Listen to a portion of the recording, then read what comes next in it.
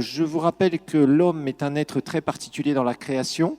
On voit même le roi David dire « Seigneur, qu'est-ce que l'homme pour que tu prennes autant garde à lui ?» Nous avons aussi regardé que notre verset de référence, c'est quoi? Le verset de référence du cours, c'est quoi? Ouais, good. 1 Thessaloniciens, chapitre 5, verset 23. Très bien. Effectivement, et on voit que la parole de Dieu nous dit quoi? Qu'on est esprit, âme et corps. Alors, c'est ce que nous sommes justement en train d'étudier, l'homme en 3 dimensions. Alors, on a vu que pour bien comprendre l'homme en 3 dimensions, d'abord, il a fallu faire quoi? Étudier qu'est-ce qui s'est passé tout au début. Donc, je ne vais pas trop revenir là-dessus, la création des cieux et de la terre. On a vu tout ça, on a vu que la terre a subi un jugement divin. On a vu qu'il y a un être qui a chuté, qui est le diable. Il a emporté 1/3 des anges avec lui. Et qu'apparemment, la terre a été mise dans un chaos. Tohu et bohu, je vous rappelle. Alors ensuite, on voit qu'au chapitre 2, nous avons étudié qu'il y a une restauration de la terre, seulement de la terre, bien sûr. Et ces restaurations, et après, Dieu va créer quoi? Il va créer les animaux et il va créer l'homme. Alors, les animaux, ils sont en 2 dimensions. Rappelez-vous, les végétaux sont en 1 dimension. Les animaux sont en 2 dimensions et l'homme va être en 3 dimensions. Voilà, c'est pas compliqué. Le tout, c'est de bien comprendre comment ça fonctionne. Voilà, ça fait partie de ce que nous devons connaître. Alors ensuite, on a vu que Dieu crée l'homme à son image en 3 dimensions. Dieu voulait un roi et il voulait une reine aussi. Il voulait que l'homme remplisse toute la terre et fasse une extension de son royaume céleste. Il voulait une créature qui soit faite à son image et qui puisse communiquer avec le monde matériel aussi. Alors, nous avons vu que l'homme n'est pas en 3 parties, mais en 3 dimensions. On a fait bien la différence entre les deux. 3 parties, ça voudrait dire que nous pourrions interchanger nos corps, nos âmes, nos esprits, etc., etc. Et ce n'est pas possible, bien évidemment. Et on voit que chaque dimension de notre être communique avec quoi? Le monde de même nature. Okay? Notre esprit, monde spirituel. Notre âme, les personnes. Nous interagissons entre personnes. Okay? Et notre corps, bien sûr, le monde matériel. Voilà, tout simplement. Alors, nous avions fait 2 schémas. Et on va remettre ces 2 schémas. Le premier schéma, c'est celui avec les ronds, les 3 ronds, dans lequel on voit que l'esprit est où? L'esprit est au centre, bien évidemment, je vous rappelle. C'est ce qu'il y a de plus précieux, de plus important dans votre vie, c'est votre nature spirituelle. Okay? C'est le centre de votre être. Ensuite, votre réel vous-même, c'est votre nature spirituelle. Ensuite, nous avons vu que c'est entouré, là, le rond un peu gris, là, c'est une image qui est donnée pour mieux nous aider à comprendre. Nous avons la volonté, la sensibilité et l'intelligence, c'est-à-dire les façons de penser, les mentalités. Donc les sentiments, la volonté, les façons de penser, les mentalités, comme vous voulez. Et tout ça, ça vit où ça? Dans un corps. Rappelez-vous que votre corps, c'est votre maison de passage. Voilà. Alors, nous avons vu un autre schéma, que d'ailleurs, c'est sur ça qu'on construit d'ailleurs le reste du cours. Le schéma donc, qui va nous montrer au niveau de l'esprit. L'esprit doit être quoi? L'esprit, d'abord, le mot grec qui a été traduit par esprit, c'est quoi? Pneuma, ok, d'accord. Ensuite, l'esprit doit être bien sûr le maître, c'est lui qui doit dominer. En tout cas, quelqu'un qui est grand spirituellement, c'est sa nature spirituelle qui le domine. Voilà, tout simplement. C'est ça qu'il faut bien comprendre. Ensuite, notre esprit doit naître de nouveau. Il fonctionne par révélation et inspiration. On a vu les 3 domaines. Il peut connaître Dieu par révélation. Il a une conscience, c'est ce que nous sommes en train d'étudier, ce que nous allons terminer aujourd'hui d'ailleurs, et une intuition, nous devrions commencer l'intuition aujourd'hui aussi. Ensuite, nous avons vu l'âme. L'âme, c'est le serviteur. L'âme en grec, c'est quoi? C'est psyché, tout ce qu'a donné psychologie, psychanalyse, etc., etc. Il y a le mot âme, psyché dedans. Doit être renouvelé, on verra ça. Département, c'est l'intellect, évidemment, c'est raisonnement, imagination, etc. Ensuite, la sensibilité, c'est-à-dire les sentiments. Et ensuite, la volonté. Alors, ensuite, le corps. Le corps, c'est soma. Rappelez-vous des maladies psychosomatiques. Vous avez déjà 2 mots, c'est facile à retenir. Puis soma en kirundi, ça vous dit quelque chose. Donc, ça doit être l'esclave. Le corps, lui, il obéit de toute façon. Il obéit au reste de tes décisions. Le corps sans esprit, d'ailleurs la Bible nous le dit, le corps sans esprit, il est mort. Il est inerte, il ne peut rien faire, il ne peut pas bouger. Voilà. Donc, le corps, lui, il suit exactement les instructions qui sont soit motivées par la nature spirituelle ou soit motivées par tout ce qui est dans notre âme et qui n'est pas forcément renouvelé par le Seigneur, pas transformé par le Seigneur. Et à ce moment-là, évidemment, le corps va suivre et c'est là où le corps fait la volonté de Dieu, ou alors qu'est-ce qu'il fait? Il pêche. Pourquoi? Parce que pécher, ça veut dire manquer le but. Ok, alors on a vu qu'il a 5 sens, la vue, l'odorat, le toucher, le goût, le goûter, quoi, et l'ouïe. Voilà. On a vu l'esprit humain, définition de l'esprit humain, rapidement. On avait vu que, d'abord, la définition biblique de l'homme, c'est quoi, au fait? Définition biblique de l'homme, c'est que l'homme est un esprit, il possède une âme, d'accord, une personnalité, un caractère, et il vit dans un... Ok, très bien. Vous savez que tout ça, ça va être des questions de test. Oh, vous avez de la chance. Vous avez de la chance, on fait des révisions. Je sais qu'il y en a certains, vite fait, vous tentez, vous en faites pas. C'est pour ça qu'on révise, parce que je veux que ces principes... Vous voyez, ici à l'Institut biblique, on fonctionne beaucoup en apprenant des principes divins. Voilà.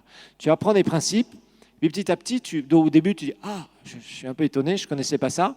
Et puis petit à petit, tu les écoutes, tu les réécoutes, puis hey, au fait, finalement. Et ça devient quelque chose qui est en toi. C'est ça qui est important. Maintenant, vous savez comment vous êtes fait, esprit, âme et corps. Ah, ok, mon esprit, ma nature spirituelle, ok. Tu ne comprends pas encore très bien, petit à petit, mais au fur et à mesure de l'enseignement, tu vas comprendre. C'est pour ça que ce cours, je pense que ça vous bénit beaucoup d'avoir ce cours. Mais en tout cas, toutes ces recherches m'ont beaucoup aidé. Et en fait, ça nous touche. Pourquoi? Parce que c'est quelque chose qui est réel, c'est quelque chose qui nous parle, c'est quelque chose auquel on a affaire tous les jours parce qu'on est des êtres humains. Et 24 heures sur 24, tu es sujet à ton esprit, ton âme et ton corps. Voilà, quand tu te sens mal dans ton corps ou bien dans ton corps, quand dans ton âme ça va pas ou ça va bien, quand dans ta nature spirituelle où plein de choses se produisent, ou au contraire tu as l'impression qu'il n'y a rien qui avance, ben voilà, tu as affaire à ton être tout entier, esprit, âme et corps. Et là, tu vas découvrir comment développer davantage ta nature spirituelle. Voilà, tout simplement. Tu vas apprendre. Ok, alors le mot esprit, on a vu en hébreu, c'est ruach. C'est une signification assez large. Tous les mots hébreux, d'ailleurs, ont souvent une dizaine de sens, 8, 10 sens, des fois 15 sens différents, des traductions différentes sur un mot, suivant le contexte. Ensuite, on a vu en grec, c'est le mot pneuma, bien sûr. Lui, il veut dire souffle, vent et esprit. On a vu qu'il fallait faire attention. Quand on lit un verset, si le mot esprit se trouve dedans, ça ne concerne pas forcément l'esprit humain. C'est parfois au sens propre, esprit humain, au sens figuré, par exemple un esprit de douceur, on a vu une attitude de douceur. On a vu aussi que parfois on parle aussi du Saint-Esprit quand le mot esprit s'y trouve. Donc il faut faire attention, il faut chercher un peu le contexte, c'est-à-dire de quoi veut-on parler avant de dire « Ah, il y a le mot esprit ici, mais je ne comprends pas le sens ». Bah oui, parce que tu interprètes mal peut-être le mot esprit. Alors, localisation de l'esprit humain. On a vu que très largement, d'abord que le Saint-Esprit témoigne où ça? À notre esprit, pas à notre tête, je vous le rappelle. Ensuite, on a vu Hébreux 4.12, il y a une différence, on peut faire une différence entre partager l'âme, ce qui vient de l'âme, et ce qui vient de l'esprit. C'est au travers de la parole de Dieu, justement, c'est ça qui va nous aider. Alors, nous avons vu aussi que des fleuves d'eau vive, Jésus dans Jean 7.38, nous dit « Ceux qui vont croire, des fleuves d'eau vive vont couler de son sein, de leur sein ». Ça veut dire... On a vu en grec koïla, c'est-à-dire du ventre précisément. Et on retrouve un peu cette idée dans Proverbe 20-27, le souffle ou l'esprit de l'homme, ça serait beaucoup mieux comme traduction, est une lampe de l'Éternel, c'est-à-dire c'est par l'esprit, par son esprit, par l'esprit de l'homme que Dieu le dirige, que Dieu dirige l'homme. Il pénètre jusqu'au fond des entrailles. Il y a une traduction de l'hébreu en grec qui s'appelle la 5 des Septante, on verra ça dans l'histoire de la Bible, qui nous montre que finalement c'est le mot grec aussi koïla qui est utilisé dans Proverbe 20-27. Alors ensuite on a vu 1 Corinthiens 14-14. Là c'est un verset qu'on avait déjà vu dans le baptême du Saint-Esprit, qu'on revoit encore.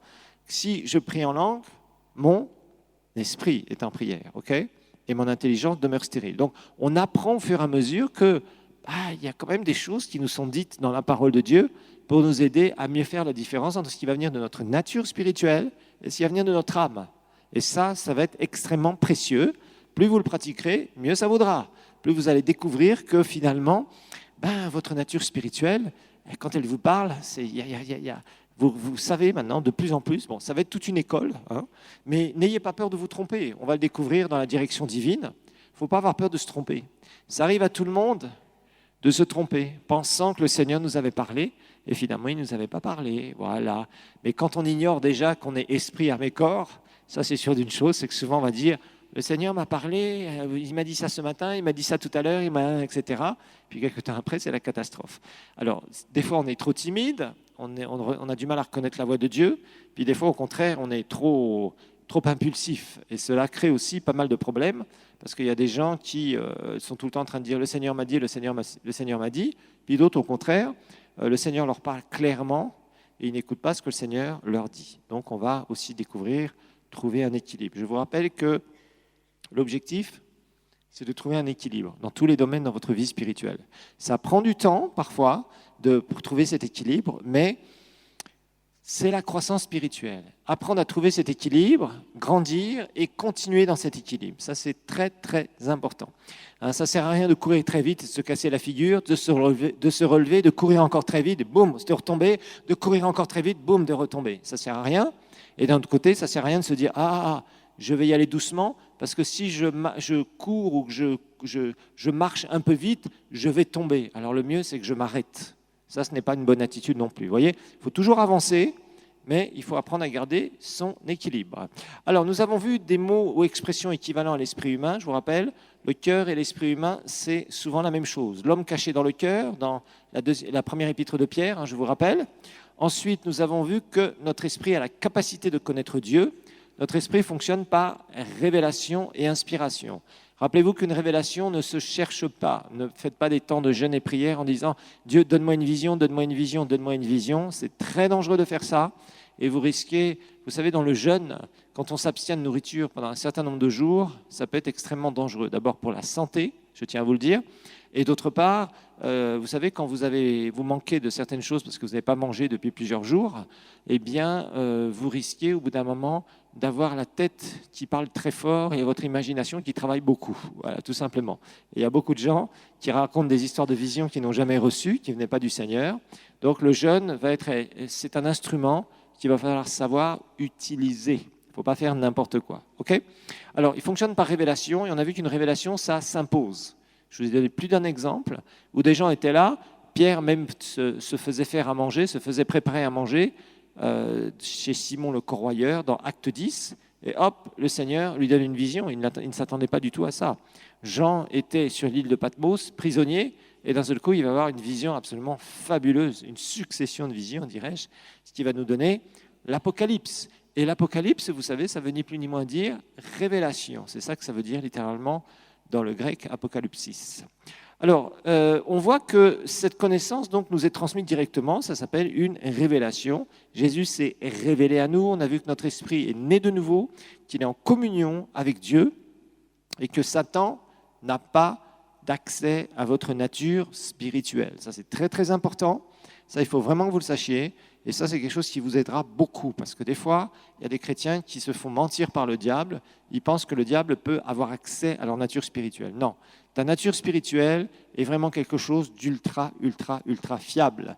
Tout ce qui vient de ton esprit est parfaitement en accord avec Dieu, en accord avec sa parole, en accord total avec ce que le Seigneur veut pour toi au moment où il le veut pour toi. C'est pour ça que vous comprenez rapidement que développer notre nature spirituelle sera quelque chose d'indispensable. Alors on a vu que c'est notre esprit né de nouveau qui adore en vérité Dieu, en esprit en vérité bien évidemment.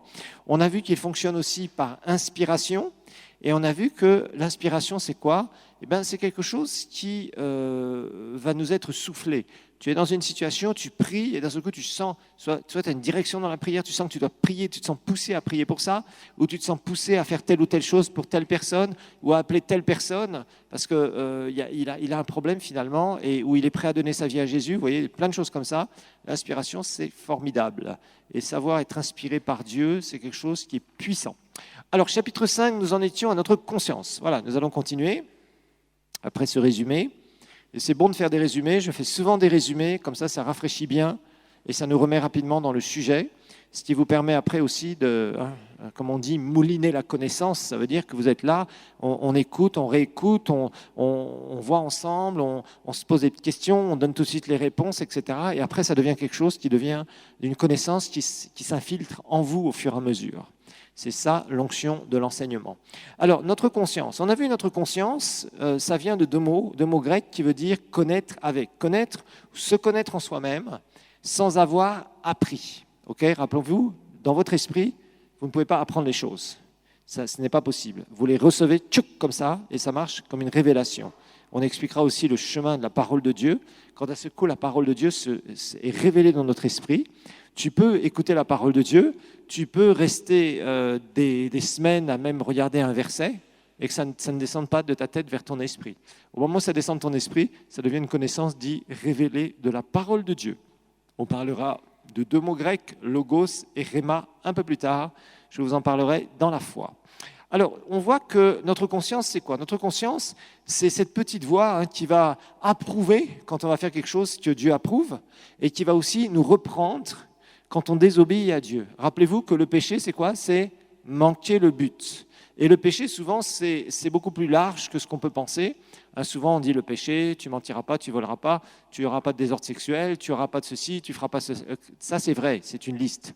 Mais d'un autre côté, quand le Seigneur te demande de faire quelque chose à un moment et que tu ne le fais pas, tu manques le but aussi. Tu pèches. Tu dois demander pardon au Seigneur. Vous voyez, c'est beaucoup plus large que ce qu'on peut voir. Parfois, tu fais des choses que le Seigneur ne t'a pas demandé de faire. Tu manques le but. Voilà, parce que tu es hors timing, où ce n'est pas ni le bon moment, ni le bon endroit, où tu ne fais pas ce que le Seigneur t'a demandé. Et à ce moment-là, on passe à côté et on manque le but. Alors on a vu que c'est cette petite voix qui nous parle, c'est cette sonnette intérieure aussi, que Dieu nous a donnée pour nous protéger. Alors je vous rappelle, quand on pêche, on le sait. D'accord? On avait lu ce beau passage, je dirais grand et beau, passage de Hébreux chapitre 10, verset 22, on va le remettre là. Hébreux 10, 22, approchons-nous avec un cœur sincère, sous-entendu approchons-nous de Dieu bien sûr, dans la plénitude de la foi, on parlera de la foi, vous aurez 2 cours sur la foi, les cœurs purifiés d'une mauvaise conscience, ou littéralement les cœurs ayant été purifiés d'une mauvaise conscience. Quelque chose c'est passé déjà. Ce n'est pas quelque chose qui est présent, c'est quelque chose qui est déjà passé. Nos consciences ont été purifiées à notre nouvelle naissance. Nous avons été purifiés, cette conscience, la voix de notre esprit est redevenue aussi sensible que la voix de notre esprit quand nous étions tout petits enfants avant de commettre notre premier péché. Mais on a du mal à s'en souvenir, peut-être, très souvent, c'est un peu difficile. Ok ? Alors, rappelez-vous, quand on pêche, on le sait. Ça, c'est important. Ne dites jamais à Dieu, Seigneur, je te demande pardon pour tous les péchés que je sais que j'ai commis et ceux que je n'ai pas, que je ne sais pas si je les ai commis, Seigneur. Ça n'existe pas. Hein. Les péchés par omission n'existent pas non plus. Okay, le Seigneur te prévient d'avance et te dit, tu n'as pas fait ça. Ta conscience te le dira. Ta conscience te préviendra toujours. C'est important parce qu'on va voir qu'il va falloir garder une bonne conscience devant le Seigneur. C'est très important parce que quand tu as une assurance devant Dieu avec une conscience pure, c'est là où ta foi peut être très forte, très puissante. Voilà. Alors, nous avons vu dans 1 Jean 3,9 que quiconque est né de Dieu, donc né de nouveau, 1 Jean 3,9, ne pratique pas le péché. Ne pêche pas, ne pratique pas le péché. Car la semence de Dieu ou la nature de Dieu demeure en lui. En lui, rappelez-vous, c'est dans son esprit. Voilà. Et il ne peut pécher parce qu'il est né de Dieu. Ça, on parle de la nature spirituelle. Quand tu pêches avec ton corps, tu pêches parce que tu as des mauvais désirs dans ton âme, mais de ton esprit, il ne peut pas y avoir des choses qui viennent du péché. Tout ce qui viendra du péché viendra de ton âme, pas de ton esprit. C'est ça qui est important à comprendre. Ton esprit, lui, va batailler, il va dire non, non, non, non, non. Et ton âme va dire si, je veux le faire. Voyez, et il y aura un combat gigantesque entre ton âme et ton esprit. Donc il faut faire très attention aussi à bien comprendre cela, parce que beaucoup de gens, justement, sont confus. Et ta nouvelle nature, ta nature divine, la nature divine qu'il y a dans ton esprit, ne peut pas pécher. C'est ton âme qui va être remplie de convoitise et à ce moment-là, qui va vouloir pécher. Et si tu laisses cette convoitise, bien sûr, prendre la puissance au travers de ton corps, c'est effectivement ce qui va se passer. À ce moment-là, tu vas pécher. Alors là aussi, il faut faire très attention parce qu'il y a beaucoup de chrétiens, vous savez, surtout ceux qui sont dans où les églises sont un peu endormies, souvent il y a une conscience du péché qu'on met chez les chrétiens. Il faut faire attention. Donc Dieu, vous savez, la relation qu'on a avec le Seigneur, elle est basée avec l'amour. C'est ça qu'il faut comprendre. Tout l'évangile, tout ce que tu peux vivre avec Dieu, tout ce que tu as vécu avec Dieu, c'est basé sur l'amour de Dieu. Ça, c'est quelque chose que tu dois vraiment réaliser dans ta vie. Tant que tu ne le réaliseras pas, tu auras toujours des batailles avec ces histoires de péché, de plaire à Dieu, de ne pas plaire à Dieu. L'amour de Dieu, c'est ce qui doit être ta motivation. Voilà. C'est la base de tout. La Bible nous dit, car Dieu a tant aimé le monde. Vous voyez ? La base du Seigneur, c'était quoi ? La motivation profonde du cœur de Dieu, gigantesque, infinie, c'était quoi ? L'amour. Il nous a tellement aimés qu'il a donné son Fils unique. Voilà. Tout est basé sur une relation d'amour. Si vous êtes encore dans une relation où vous essayez de cacher des trucs à Dieu, vous n'avez rien compris à l'Évangile. Ça ne marche pas. La Bible nous dit que nos cœurs sont à nu devant lui, devant celui devant qui nous devons rendre compte. Donc, vois ta relation avec le Seigneur comme quelque chose qui est une relation basée sur l'amour. Et on va voir la sincérité du cœur. On va en parler parce que c'est très important. Il faut vraiment comprendre ça. Tu es basé sur une relation d'amour avec Dieu, dans toutes tes actions, dans toutes tes paroles, dans toutes tes pensées. Et l'idée, c'est bien sûr que Dieu ne veut pas qu'on ait une peur, la peur de lui. Alors, 1 Jean 4, verset 18. On va regarder. Vous allez me dire, oui, mais il faut avoir la crainte de Dieu. Oui, la crainte de Dieu, je vais vous dire ce que c'est. Il y a une différence entre avoir peur et avoir la crainte de Dieu. Ce n'est pas la même chose. Je sais souvent, quand j'enseigne là-dessus en Kirundi, et qu'il y a l'interprétation en Kirundi, c'est très compliqué de pouvoir s'expliquer. Mais il y a une grande différence entre la peur et la crainte et avoir la crainte de Dieu. Ce n'est pas du tout la même chose. On va regarder donc 1 Jean. 1 Jean, chapitre 4, verset 18. Il y a plusieurs versets qu'on va voir ensemble. Non, ce n'est pas ça, excusez-moi. C'est pas 1 Jean... Ah oui, 1 Jean 4, 18. Oui, si. Excusez-moi, si, c'est bien ça. Regardez, la crainte ou la peur n'est pas dans l'amour, mais l'amour parfait. Le mot parfait ici, d'ailleurs dans le Nouveau Testament, remplacez souvent le mot, vous voyez, parfait, perfection, par maturité. Ça vous aidera beaucoup à comprendre. Quand vous avez un verset qui vous parle justement d'être parfait, la perfection, pensez à maturité, pensez à croissance. Souvent, quand vous prendrez ces versets-là, vous les remplacez par maturité. Et regardez, mais l'amour parfait, l'amour mature, l'amour profond, vous voyez, tout de suite on comprend là. Bannit quoi ? La crainte. Bannit la crainte. Car la crainte suppose un châtiment. Celui qui craint n'est pas parfait. Vous voyez ici, le mot parfait, on va le remplacer encore par mature. Ça veut dire qu'il n'a pas une relation mature au niveau de l'amour de Dieu. Qu'est-ce que je veux dire par là ? C'est très simple. Si vous avez peur de quelqu'un, par exemple, si ton père est très autoritaire, certains, vous avez eu des papas très, très autoritaires. Papa arrive, tous les enfants se cachent sous le lit. Waouh! Certains, ça vous a laissé des traces d'ailleurs. Pour vous-même, il faut en guérir, il faut être restauré. Parce que si vous vous mariez avec ce genre de choses, vous aurez peur de votre mari et il risque d'y avoir des problèmes après. C'est clair, il faut faire très attention. Donc, si tu as peur, par exemple, de ton père, si ton père était très autoritaire, est-ce que tu as pu avoir une relation équilibrée avec lui ? Non. Non. Parce que tu te dis à chaque fois, si je fais ça, ça va lui déplaire. Si je fais ça, je vais me faire engueuler. Si je fais ça, il va me tabasser. Si je fais ça, vous voyez, donc directement, qu'est-ce que tu fais ? Tu as tendance à t'enfermer sur toi-même. Et tu ne peux pas être épanoui avec quelqu'un qui est une autorité dont tu as peur. Vous voyez ? Ça, ce n'est pas possible. Parce que tu as peur de lui, parce que tu as peur de ses réactions. Et il y a beaucoup de gens, dans leur relation avec le Seigneur, ils ont ce problème-là. Ils ont peur de Dieu. Il y a une espèce de crainte bizarroïde.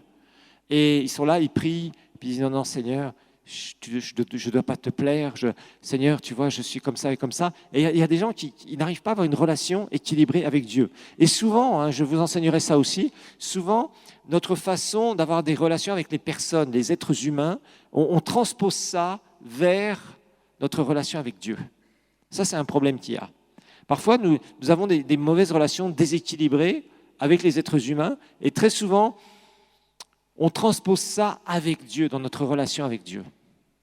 Et ça aussi, il va falloir qu'on en guérisse. On expliquera ça un peu plus tard aussi dans différents cours. Donc la Bible nous dit, celui qui a peur, je préférerais même remplacer ce mot craindre ou crainte ici par avoir peur ou la peur.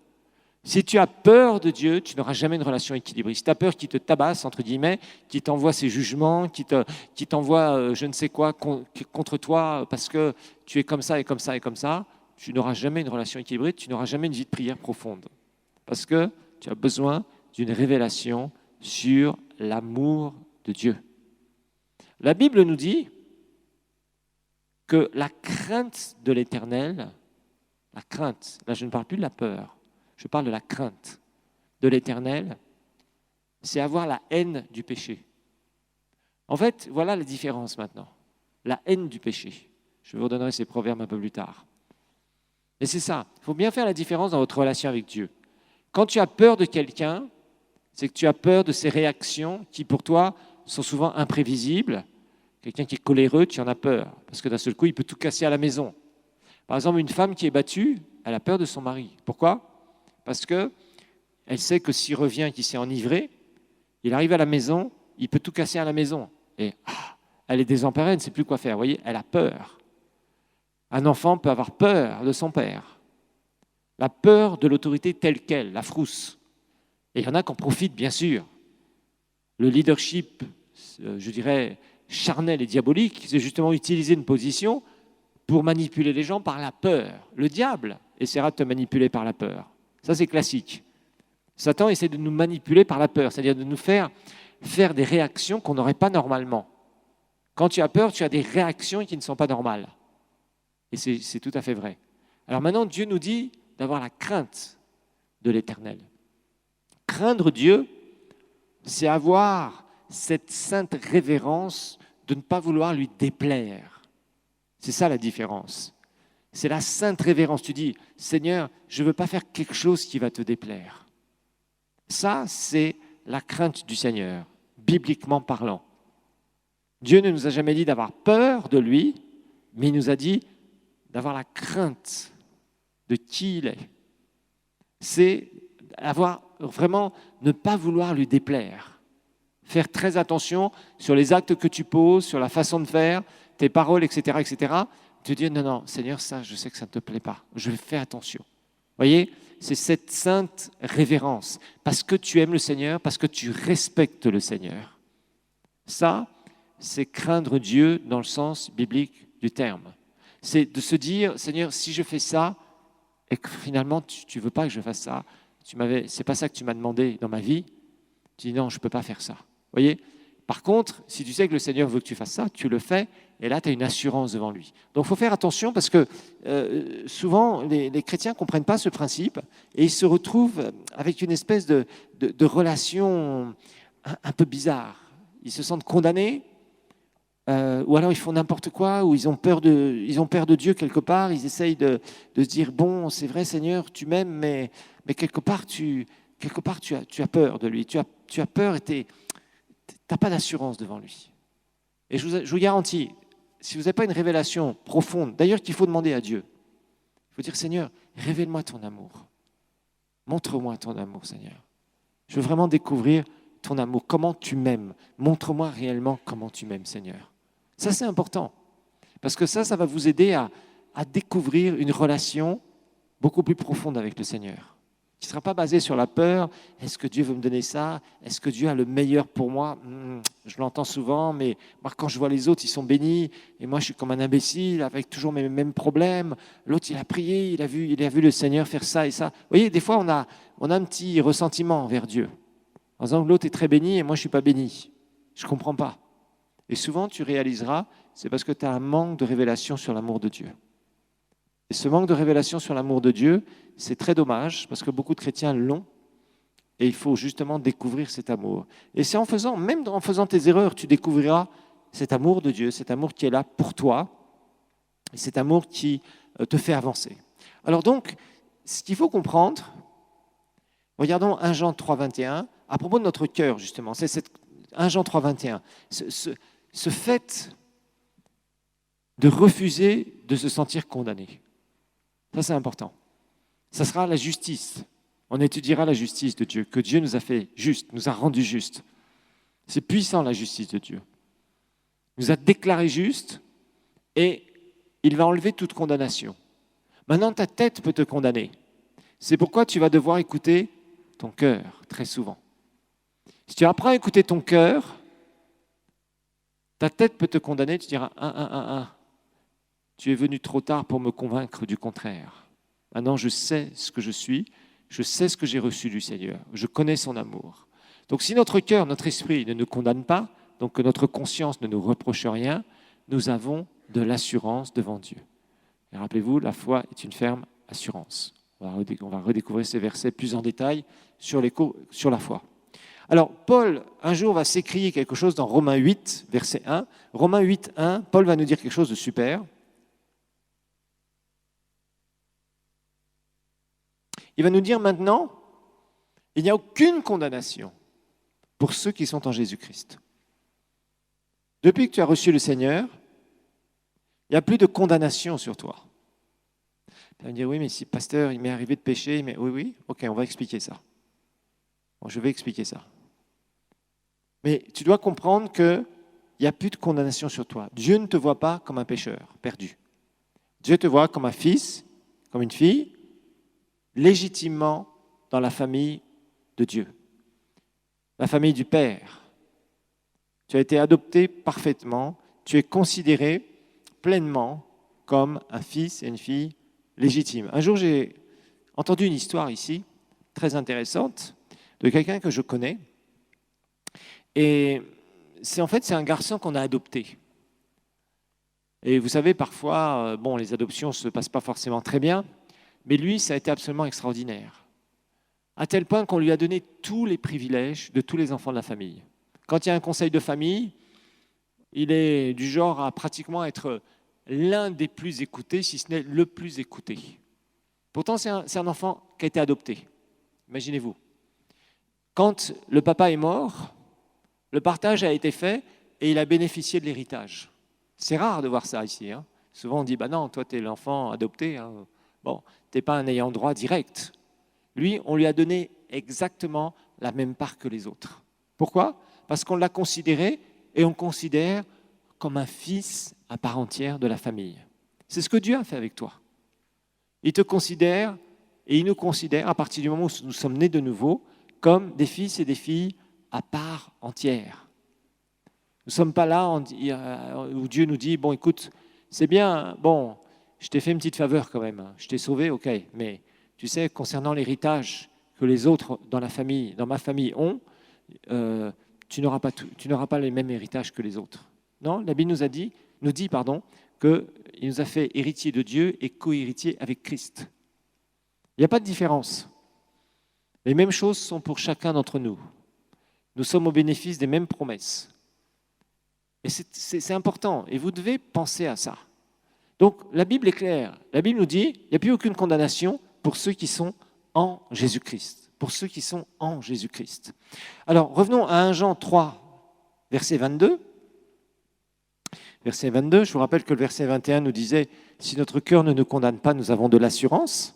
Et verset 22 va nous dire « Quoi que ce soit que nous demandions, nous le recevons de lui, parce que nous gardons ses commandements et nous faisons ce qui lui est agréable. » Vivre, justement, sans sentiment de condamnation. C'est très important.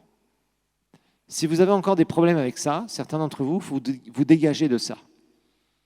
Il faut te dégager de ça. Il n'y a plus de condamnation sur toi.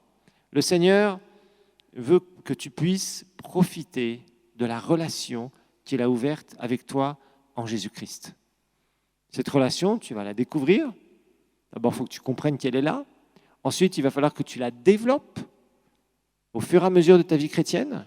Et tu vas avancer comme cela. Et petit à petit, tu vas apprendre à écouter ton cœur, ton esprit. Tu vas développer une vie de foi. Et qu'est-ce que tu vas faire ? Tu vas être de plus en plus agréable à Dieu. Et dans ta vie de prière, tu vas découvrir vraiment ce que c'est que la vie de prière. De voir Dieu t'exaucer sur des choses qui sont de plus en plus grandes, de plus en plus fortes dans ta vie. Et tu vas voir le Seigneur faire des choses et tu vas dire « Waouh, Seigneur, tu fais des merveilles, tu me montes, tu m'exauces. » Et des fois, tu diras « Seigneur, qui suis-je pour que tu m'écoutes quand je prie et que tu me répondes comme ça ?» Ça, c'est beau, c'est quelque chose que Dieu veut. Il veut nous donner des réponses à nos prières, ce que nous demandons. Pourquoi ? Parce que garder ses commandements, c'est garder sa parole. Garder sa parole, c'est demander selon sa parole. Quoi que ce soit que nous demandions, vous savez, il y a des gens qui disent « Alors, je peux demander n'importe quoi ?» Non, selon sa parole, ou selon ta destinée, selon ce que le Seigneur t'a montré que tu vas devenir. Voilà. On va apprendre tout ce qui est secret de la prière. Ça, le cours sur la prière, ça va nettoyer sérieusement vos vies.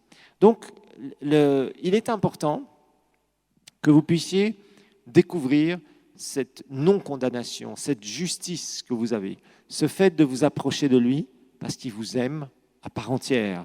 Quand tu t'approches de lui, il te dit « Caribou mon fils, caribou ma fille, viens, viens, viens dans ma présence. J'aime quand tu t'approches de moi. » Vous savez que Dieu aime quand on s'approche de lui ? Ça lui fait plaisir.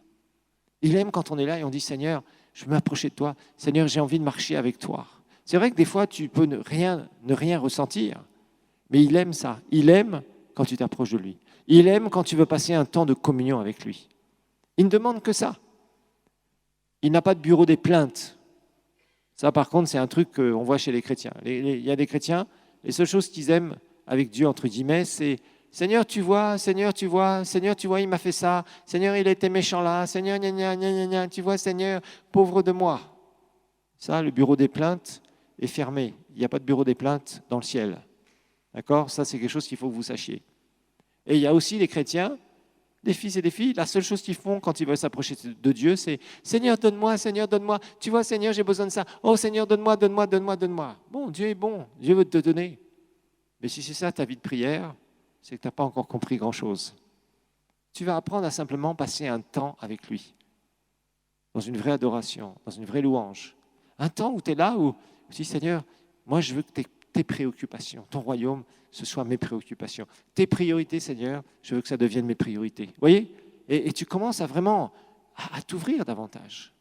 À t'ouvrir davantage. Alors, on va regarder un texte dans Éphésiens chapitre 6,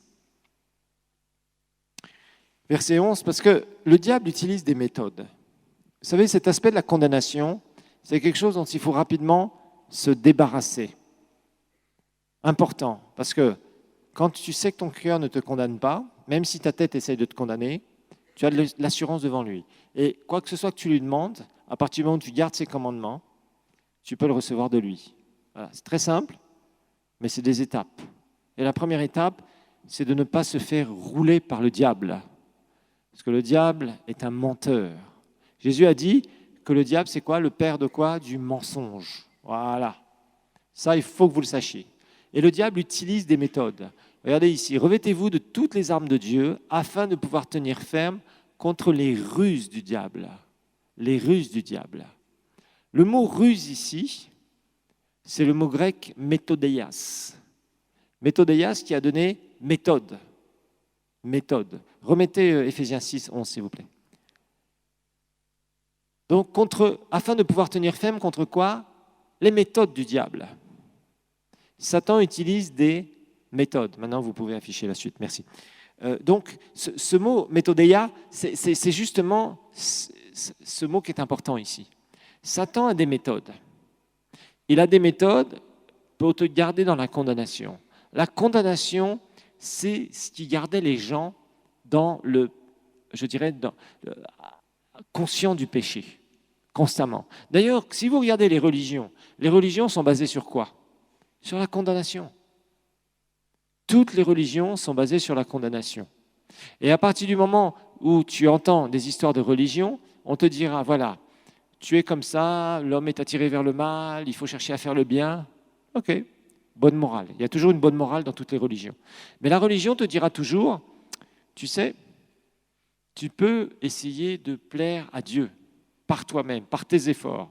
Tu sais, si tu fais ça, ça et ça, par exemple dans des religions extrémistes, il y a des gens qui mettent des ceintures d'explosifs et on leur dit, tu sais, tu vas aller au ciel directement si tu te fais sauter et que tu vas faire sauter un certain nombre de gens là-bas et tu vas les faire mourir. Oui, oui, c'est comme ça que des religions extrémistes fonctionnent. On en voit, je ne dirais pas tous les jours, mais on en voit souvent. Des gens qui se mettent des bombes autour d'eux et ils vont dans certains pays et il y a 50 morts, 100 morts, 200 morts, 300 morts et ils ont été motivés par la folie d'esprits sataniques, parce que ça c'est du satanisme, c'est des esprits sataniques qui envahissent des personnes, qui envahissent des leaders et ces leaders amènent des choses terribles chez des personnes qui vont aller se suicider, soi-disant qu'ils vont gagner le ciel avec ça. Il y a des fous. Ça c'est la folie humaine. La folie humaine motivée par quoi ? Par la folie diabolique. Satan est un destructeur. Vous voyez ? Donc, il faut vraiment faire attention de voir ces choses-là. Satan a des méthodes. Il veut toujours que tu te sentes condamné. Ça, c'est son truc. Si tu te sens condamné, alors, quelque part, tu auras du mal. Tu auras du mal à prier. Parce que ta tête va te dire, tu sais, tu n'es pas assez bien, tu sais, est-ce que là, tu as fait ça ? Tu sais, le Seigneur voulait que tu... Il y a tout un baratin qui va être dans ta tête. Condamnation, condamnation, condamnation, condamnation. Donc fais attention, parce qu'il utilise des méthodes. Et la méthode de la condamnation, c'est très classique. En tout cas, il l'utilise beaucoup avec les nouveaux convertis. Il l'utilise beaucoup aussi dans toutes les religions. Dans toutes les religions, il y a un immense mensonge, nous le savons. Ce sont des esprits. Les esprits religieux sont les esprits les plus puissants qu'il y a autour de la terre. Ces esprits sataniques de religion, c'est terrible.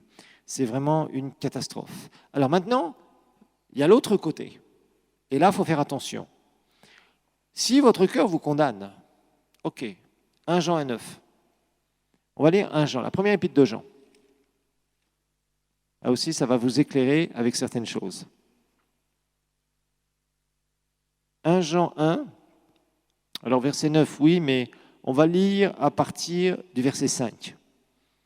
Et on va lire jusqu'au verset 10. Donc du verset 5 au verset 10, 1 Jean 5, 1,5, pardon, jusqu'au verset 10.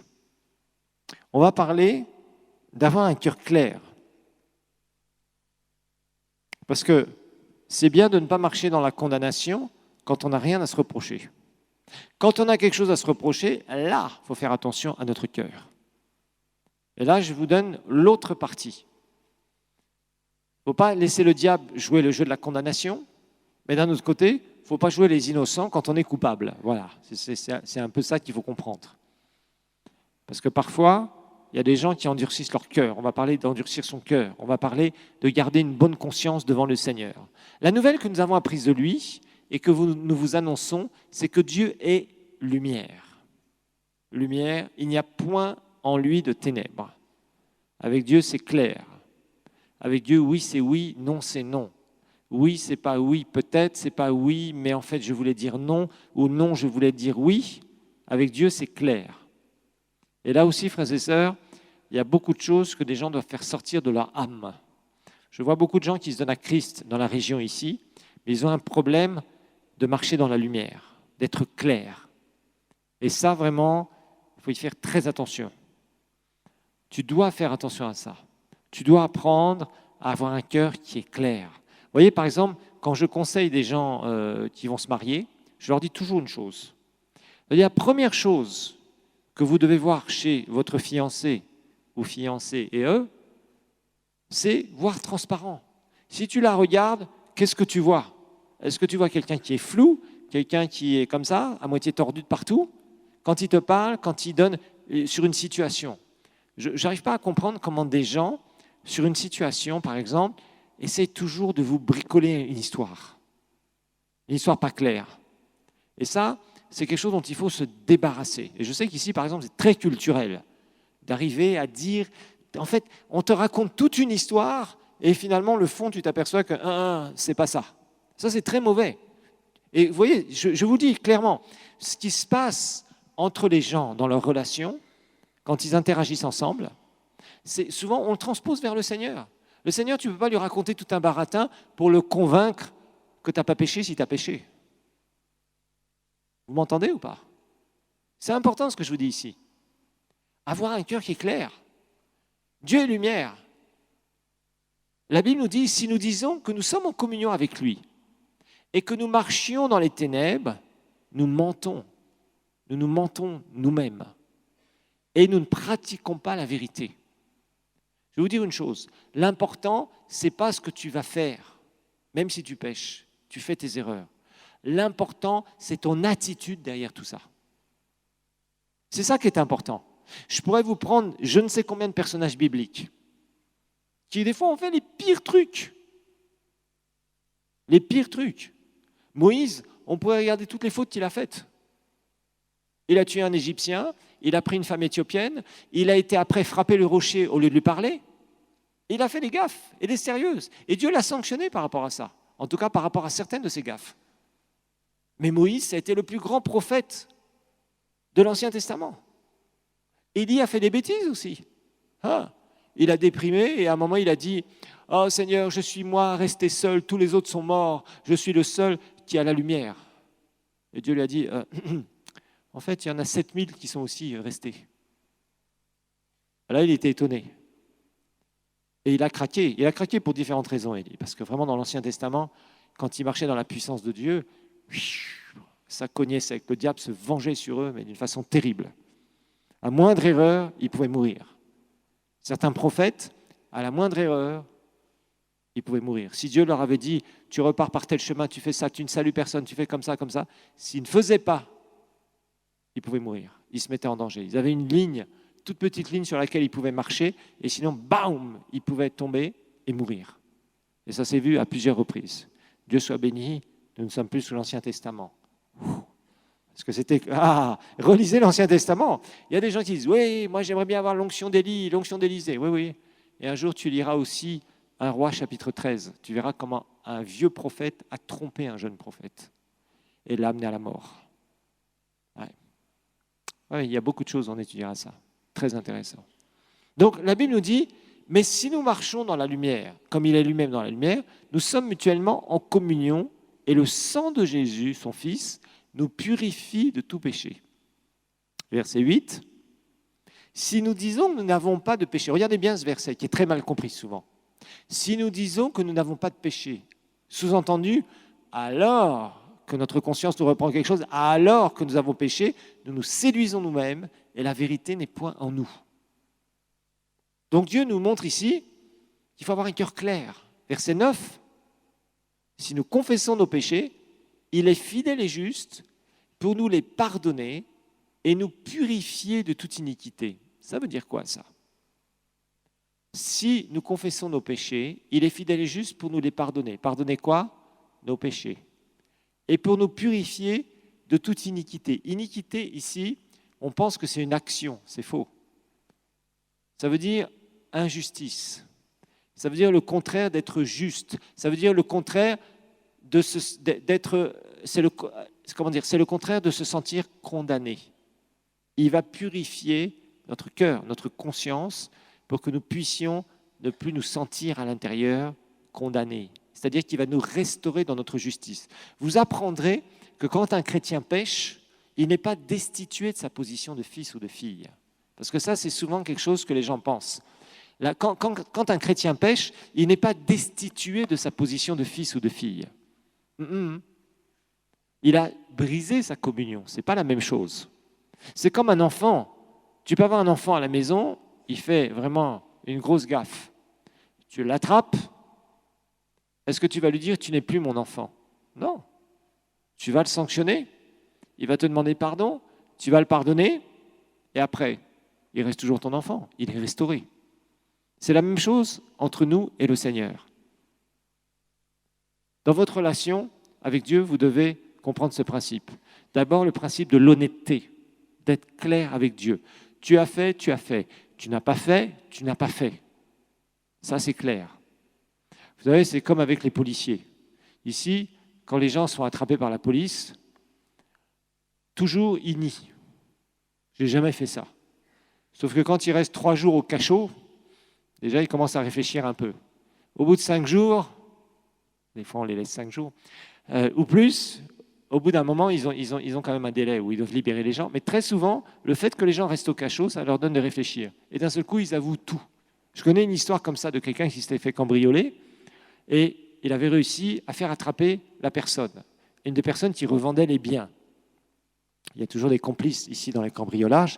Il y a les gens qui volent, tu redonnes à une personne, la personne va revendre vraiment le moins cher possible, mais très rapidement, et puis après, ils se partagent l'argent. C'est classique, c'est le schéma classique des cambrioleurs ici.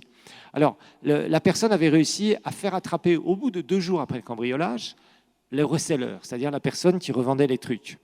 Et la première déclaration du type, je ne sais pas pourquoi je suis là. Et l'OPJ a dit, ne t'en fais pas, tu sauras un jour pourquoi tu seras là. Et effectivement, le type, il est resté. Ils avaient envoyé des espions dans le cachot, discrètement. Et évidemment, au bout d'un moment, il a parlé, le mec. Et on savait que c'était lui. Et au bout d'un moment, il a tout avoué. Alors que la première déclaration, c'est « Je ne comprends pas pourquoi je suis ici ». Il jouait les innocents, vous voyez. Ça, c'est quelqu'un qui est malhonnête. Ne sois pas comme ça. Ce que tu fais, tu prends tes responsabilités par rapport à ça. C'est important. Très important avec Dieu. L'important avec le Seigneur, c'est l'honnêteté quand tu fais quelque chose. Ça, c'est très important. C'est dire, oui, je l'ai fait, et je l'ai fait comme ça, comme ça, comme ça. Ça, c'est important. Sinon, la restauration sera difficile. Parce qu'il va falloir apprendre à marcher avec un cœur clair. Tomber, ça arrive à tout le monde. Se relever et être restauré, c'est une autre histoire. Et ça, il faut vraiment le comprendre. Tomber, ça peut arriver à tout le monde. Mais se relever et être restauré, c'est ton attitude qui va être déterminante pour ça. Si tu n'as pas la bonne attitude, ça ne marchera pas. Et Dieu dit clairement ici, il est fidèle. De son côté, il est toujours fidèle. Mais juste avant, on a vu, si tu dis que tu n'as pas de péché, donc alors que tu as péché, qu'est-ce que ça veut dire? Ça veut dire ni plus ni moins que finalement, tu ne veux pas reconnaître ce que tu as fait. Et ça, je vous dis, frères et sœurs, il est très important d'être capable de dire, c'est moi qui ai fait ça, j'ai fait ça comme ça, j'ai dit ça comme ça, je suis coupable. Voilà.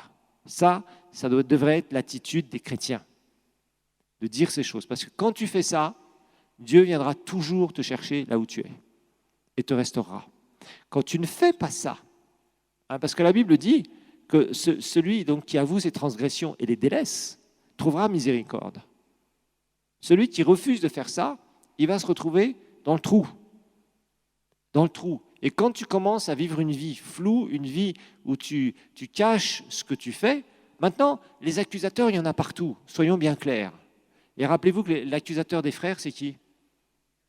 Et c'est le diable, oui, tout à fait. L'accusateur des frères, c'est le diable. Si quelqu'un essaie de te soupçonner ou dit que tu fais ça, ça et ça et que tu ne le fais pas, tu dis non, j'ai ma conscience pour moi-même. Vous voyez la différence? Et ça, c'est quelque chose qui est important, sur lequel tu dois apprendre à vivre. Ce sont des principes de vie. Tu fais, tu avoues. Et tu dis oui, j'ai fait ça. Et j'ai fait ça comme ça, et comme ça, et comme ça. Si tu n'as pas fait, tu dis non, non, moi je n'ai rien fait, c'est tout. Mais fais attention si tu dis ça. Parce qu'il y a des gens, j'ai vu des chrétiens, on leur reprochait certaines choses et ils avaient fait. Et ils ont refusé. Ils ont dit non, je ne comprends pas pourquoi on dit ça. Et la personne était coupable. Et quand c'est le cas, tu es en très mauvaise posture. Crois-moi. Parce qu'un péché en cachera un autre. Et après, tu commences à être dans une spirale où tu te coupes de la relation avec Dieu. Et quand tu commences à te couper de la relation avec Dieu, tu deviens une proie facile pour qui? Pour le diable. C'est ça le problème. Donc, ce n'est pas ce que tu fais qui est le plus important, ça va être ton attitude par rapport à ce que tu as fait. Ça, si tu arrives à retenir ça par rapport à ta vie avec le Seigneur, c'est quelque chose qui va beaucoup t'aider. Ce n'est pas ce que tu fais le plus important, ce que tu as fait. C'est ton attitude par rapport à ça. Comment tu vas gérer l'après? Tu as péché, qu'est-ce que tu vas faire après? Tu vas tout cacher, quelqu'un va te dire, tu sais, là il y a un problème et je sais que c'est toi. Non, non, non, ce n'est pas moi, ce n'est pas moi, ce n'est pas... Vous savez, ici, même à la police, les gens jurent par Dieu, ils utilisent le nom de Dieu. Je jure par Dieu, oh, Imana, oh, je jure. Comme ça, que je n'ai rien fait, que je n'ai rien fait. Puis quelques temps après, quasiment tous ceux qui disent ça, ils sont coupables. Ils avouent après ce qu'ils font, voyez. Et ceux qui n'avouent pas, tôt ou tard, ils se feront rattraper. Tôt ou tard, ils se feront rattraper. Vous savez, l'homme a une conscience. Et quand tu es né de nouveau, tu dois apprendre à suivre cette conscience, à garder un cœur qui va être pur, justement. Donc ça, c'est quelque chose que tu dois, c'est quelque chose que tu dois, je dirais, une pratique de vie. Voilà. L'important, je vous dis, ce n'est pas ce que tu as fait ou ce que tu fais. L'important, c'est comment tu vas te comporter avec ce que tu as fait. C'est ça l'important. Ton comportement. Est-ce que ton cœur est là et dit non, je reconnais, c'est moi qui ai fait ça? Ou est-ce que tu vas essayer de cacher, de masquer? Tu peux le faire aux yeux des hommes, mais tu ne peux pas le faire dans ta relation avec le Seigneur. C'est comme quelqu'un, si par exemple, tu as un bon ami chez toi, tu l'as laissé chez toi, et puis, bon, tu avais laissé la clé sur la porte, par exemple, de ta chambre, il s'est introduit dans ta chambre, il t'a pris 300 000 balles. Il repart, et puis toi, tu arrives, tranquillement, tu arrives à la maison.